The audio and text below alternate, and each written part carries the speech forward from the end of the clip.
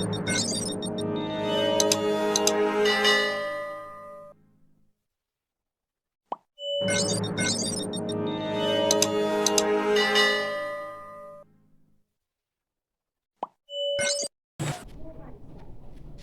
araw sa inyo. Kumusta kayo dyan? Welcome kayo sa aking YouTube channel. At sasagutan naman tayo ng comment doon sa nag-comment sa mga nauna nating video. Okay? So ito yung tanong niya. Bossing, magkano ang 48 square meter na bahay? 8 meter by 6 meter? Structure lang. At trusses at roofing. Okay? So ito yung comment niya. Ang pinapa-estimate niya sa atin ay 48 square meter na bahay. Structure lang muna. Okay? So, estimate natin magmula pundasyon hanggang sa roofing at trusses. Isama na rin natin yung mga hollow blocks. Okay? So, yan yung estimate natin. So, isa-isahin natin to. Alamin natin ang mga materyales, mga pangunahing materyales tulad ng simento, hollow block, bakal. Ganon din yung gagamitin natin sa trusses at roofing. So, okay? So, isa-isahin natin to. So, ito yung estimate natin. Lalagyan natin to ng poste na 9 na piraso, okay? At siyempre, ganun din yung column footing niya, 9 na piraso din, okay? So, unahin natin estimate yung bilang ng materials para sa column footing. So, 9 na column footing. At ang agwat nito, ang agwat ng mga footing natin, mga column footing natin. So, ganun din yung kulong natin, yung poste. Sa side na 8 meter, gawin natin yung agwat niya na 4 meter. At dito sa side na 6 meter, gawin natin na 3 meter. Okay, yun yung pagitan niya, yung agwat ng mga poste natin.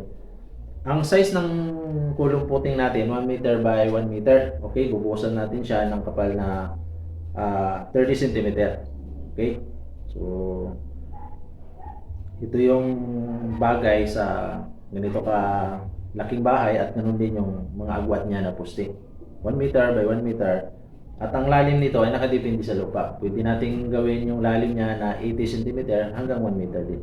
So, estimate natin yung simento. Unahin natin yung simento na gamitin natin dito sa kulong footing. So, ang concrete volume niyan is 2.7 cubic meter. Yan yung concrete volume niyan. At ang gamitin natin na mix is 1 to 4. Isang simento, dalawang buhangin at 4 na grapa.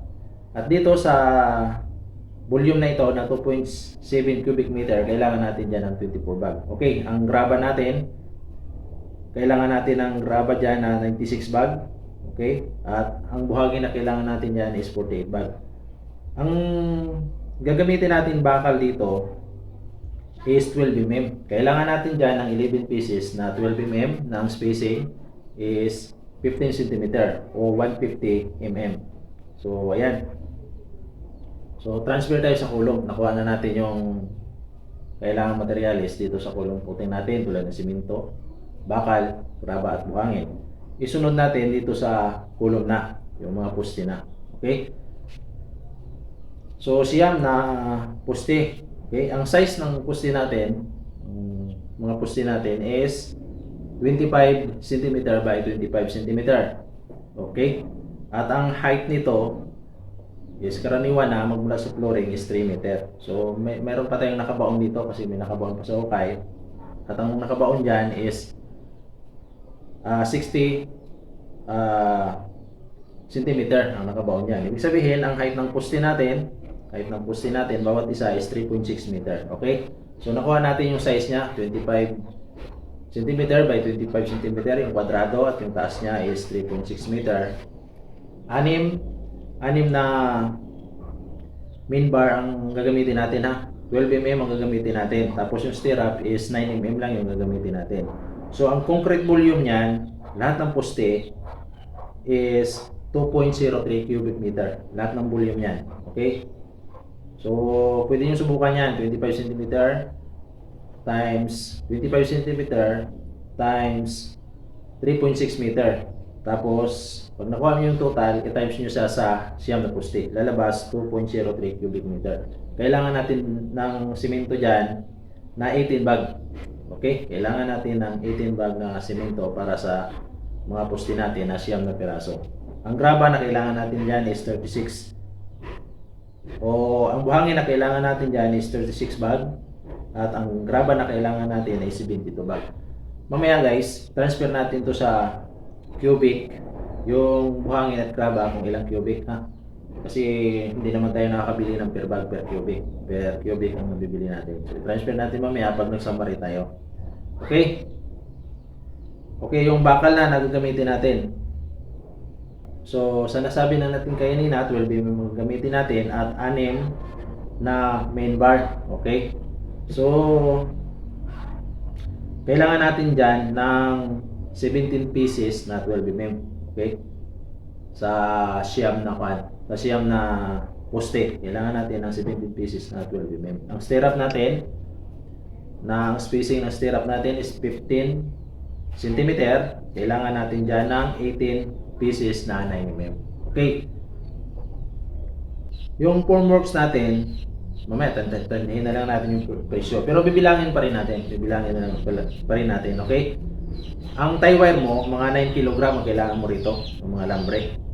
Tapos yung plywood mo, ang gamitin mo na 1/2 is 11 to 12 pieces. Okay. Ang kukulamber mo, kailangan mo na mga 50 pieces. Tansyahan lang to guys ha, itong sa akin. Kaya mamaya, i-total natin to sa summary natin. Okay, isunod natin yung puting tie beam. Tie beam na tayo mga biga. Itong puting tie beam, biga to sa ilalim. Ito yung magkukunikta sa mga poste mo. Okay? Para hindi gumalaw. In case gumalaw yung lupa, yung tie beam na yon, yun yung mag-hold sa poste dito sa ilalim. Okay, iba naman yung beam sa taas mamaya. I-estimate din natin yan. Unahin natin muna itong puting tie beam. Ang puting tie beam natin, ang suggested na laki nito is 20 cm by 25 cm. Okay? At ang kabuuang haba nito is 42 meters. Okay? Pag dinugtong-dugtong mo yung mga beam mo, okay? Beam pa libot, tapos pa-cross beam mo is 42 meter ang haba. So, ang total concrete volume niyan is 2.10 cubic meter. Kailangan natin dyan ng semento na 18 to 19 bag. Okay? So, at tapos yung sand natin dito, yung buhangin natin is 36 bag, ang graba natin 72 bag. Okay. Ang bakal na gagamitin lang natin dito sa puting tie beam, magbigay tayo ng consideration. 10 mm lang ang gagamitin natin. 14 pieces na 10 mm ang kailangan natin dito. At ang stirrup na kailangan natin dito, yung mga anilyo para sa puting tie beam is 18 pieces na 9 mm. Okay? So, tie beam na tayo sa taas. So, gayahin na rin natin yung laki ng puting tie beam dito sa beam sa taas. Okay? Ganunin ang laki, 20 cm by 25 cm. Ibig sabihin, 18 to 19 bag na simento ang kailangan din natin dyan, 36 bag na buhangin at 72 bag na graba. Ang magkaiba lang dito, gagamit tayo ng main bar dito na 12 mm. Kanina natin yung ginamit natin sa beam sa baba, sa puting, dito 12 mm. Yun lang ang pagkakaiba nila. So, maliit lang ang diferensya ng presyo. Okay, 14 pieces din na 12 mm ang kailangan natin na main bar. At ang stirrup natin is 22 pieces na 9 mm. Okay? So, yan. Nagkaroon ng kunting diferensya doon sa stirrup at ganoon din sa bakal na ginamit sa beam natin. Mamaya sa summary, presyohan natin to para malaman natin kung magkano talaga yung magagamit natin. Ang hollow blocks na natin, isunod natin yung hollow block, gagamit tayo ng D4. Okay, kailangan natin dyan ng 1,086 pieces. Okay, nabawas natin dito yung mga bintana at mga pinto kasi hindi naman hollow blockan yon. So, 43 bag na simento ang kailangan natin at 172 bag na sand. Okay, sand lang ang gagamitin natin. Hindi tayo gagamit dito ng graba. Noong una kasi, sand yung pangasintada, tapos yung palaman, yung pinapasok sa butas ng hollow block is graba. Okay? Pero sa ngayon, Ang karaniwang ginagamit ng mga foreman, mga engineer, eh, yan na, buhangin na. So, wala tayong gagamiting graba sa hollow blocks natin. So, 172 bag. Okay. Ang estimate natin na bakal na gagamitin natin sa mga hollow blocks, okay, sa mga hollow blocks natin ay 29 pieces na 9mm. 9mm lang ang gamitin natin. Pero depende pa rin sa iyo kung gagamit ka ng 10mm para sa mga hollow block mo. Sa vertical natin is 29 pieces at sa horizontal natin, pataas, is 25 pieces. Okay? Na 9mm. Okay. So, halos kumpleto na yung structure, no? So, lipat tayo sa roofing and trusses. Kasama na yung gutter system. Okay, ang gagamitin natin na bubong is medyo naka L-type ng konti dito sa wrap, tapos gable roof yung tawag niyan. Okay, gable roof. Hindi siya, iba siya sa 4 agwas, gable roof, ganito lang. Okay, pag ganyan. Yun yung gagamitin natin na bubong. Ganun, siyempre, ganun din yung roofing trusses. Okay, ang area ng wall natin is 48 square meter. Siyempre lalaki yan pag may bubong ka na, yung bubong na area mo. So dadagdagan natin yan ng 1.2 meter. So 48 square meter times 1.2, 58 square meter ang bubong mo. Ang area ng bubong mo kasama na yung slope niyan. Okay, yung slope niya kasama na doon. Okay. Ang trusses natin, ang agwat ng mga trusses natin, okay, trusses natin is 1 meter. Kailangan natin dyan ng mga siyam na 8 hanggang siyam na trusses. Okay? Yung top at bottom cord dyan. Gagamit tayo dyan ng depende sa'yo kung anong gamitin mo, si purlins o tubular. Okay? So, ganun din naman ang haba niya ng si purlins o tubular. Kung ano mang gagamitin mo sa si purlins. Okay? So, yan. Yung top at bottom cord natin, 12 pieces ang kailangan natin. Okay? Yung web member natin, so ang web member natin, 8 pieces. So kung si purlins lang yung gagamitin mo, yung sa trusses natin kanina is 20 pieces. At 16 pieces, idagdag natin to yung 16 pieces. So total natin yan is 36 pieces. Okay? Yung long span natin, DI sheet, o kung ano mang gamitin mo na style ng bubong mo, rig type, okay yan. So 50 square meter. Okay? So dagdagan natin ang allowance yan, gawin natin 60 square meter. Okay, yung screw mo, tansya natin mga 700 to 900. Ridge roll mo 8 meters, flashing mo 10 meters. Okay, yung gutter system mo is 12 meters. Okay. So tansyahin na lang natin tong pwede mo naman presyohan to, itong roofing at trusses sa lugar nyo, canvas mo. Nandiyan naman yung bilang ng materials. Pero sa tansya ko dyan, papatak yan ng 75 to 95,000. Complete na yan, roofing system na yan. Complete na ang roofing system na yan. So 75,000 to 95,000. Okay, hindi na natin isa-isahin to na presyohan tulad ng ginawa natin kanina sa mga bakal. Kasi ganun din naman, magkaiba na rin yung presyo sa lugar nyo, magkaiba rin sa amin. Kaya, idea lang naman to. So, ayan. So, isang summary natin to guys. So, bago natin to i-summary guys, inanyahan ko yung mag-comment. At kung nagustuhan nyo yung video, like nyo na lang. Libre naman yung mag-like, ganun din yung mag-subscribe.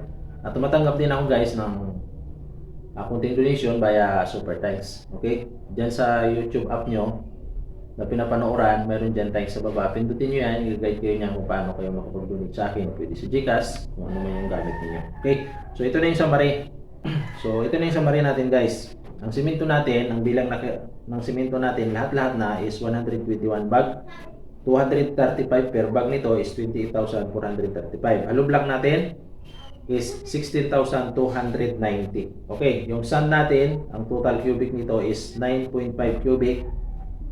Ang karaniwang per cubic nito is 950. So 9,025. Ang graba natin na 9 cubic, total na is 1,200 per cubic, so 10,800. Ang bakal natin na 12 mm is 42 pieces, so 220 per piece is 9,240. So isunod natin yung bakal. Ang bakal natin 12 mm, 42 pieces, 220 per piece is 9,240. Ang 10 mm natin na 14 pieces is 140 per piece. Okay, so 1,950. 9 mm natin na gagamitin is 112 pieces total. Okay, kasama na yun sa hollow block na ginamit natin. So 95 per piece nito is 10,640. Ang formworks natin, ando naman kanina yung formworks natin, pero hindi na natin isa-isa kung magkano yung bawat presyo doon. Tansyahin na lang natin to 15,000 sa formworks natin. Okay, pag pinlas natin lahat yan, ang total materials para sa structure natin is 101,380. So sa roofing natin, trusses at roofing natin, kasama na yung gutter system, is 75,000. So total dyan is 176,380. So yun yung kailangan mong budget, 176,380. Structure kasama na yung roofing at trusses, kasama na yung mga gutter system. Okay, package na yan. So, siyempre, dapat mo itong dagdagan kahit mga 10% lang. Pag dinagdagan mo ito ng mga 10%, itong 176,380, dadagdagan mo siya ng 15,000 to 20,000. Yun yung allowance mo. Okay, 10% allowance. Natural yan pag nagpatayo ka ng bahay, na may allowance ka lagi ng 10 to 20, 10% to 15%. Okay? So, yan. So, ang labor niyan, so, pag sa akin yan, pwede na dyan yung 80,000. Okay? 80,000 to 90,000. So, yan ang labor. Okay? Total nyo na lang yan lahat. 176,380. Tapos yung labor niya na 80,000. So, ayan yung budget mo. Kailangan mong budget sa 84 square meter na pinaplano mo na ipatayo na bahay. Okay? Siyempre, structure pa lang to. Wala pa tong palitada. Okay? Walang mga bintana. Wala pang pinto. So, kailangan mo pa yung budget na mga 40% pa. Kailangan mo pa ng budget na gano'n. Pakasama rito yung sa electrical, sa plumbing mo. Okay, wala pang kisame rito. Pero maayos na yung bahay mo kasi may bubong na. Halos 50% na ang natatapos. 50 to 60% na. Okay, pwede mo na nga sa tirhan eh. Gawa ka lang muna ng mga pinto ng mga lang muna, homemade lang na pinto. Tapos ganun din yung mga bintana kung wala pang budget. Pwede mo na siyang tirhan. So ayan guys, sana nakatulong to. Kung sino man nag-comment dito, sana nakatulong to. Okay, paalala ko ulit, nagtatanggap ako ng donation kasi mahirap mag-estimate iniisa-isa mo. Kaya kunting tulong lang naman ang hinihingi ko. Hindi ako nanghingi via GCash kundi sa Super Thanks. Ganun din naman yung kalalabasan. Makukuha ko pa rin naman yan. Okay, salamat.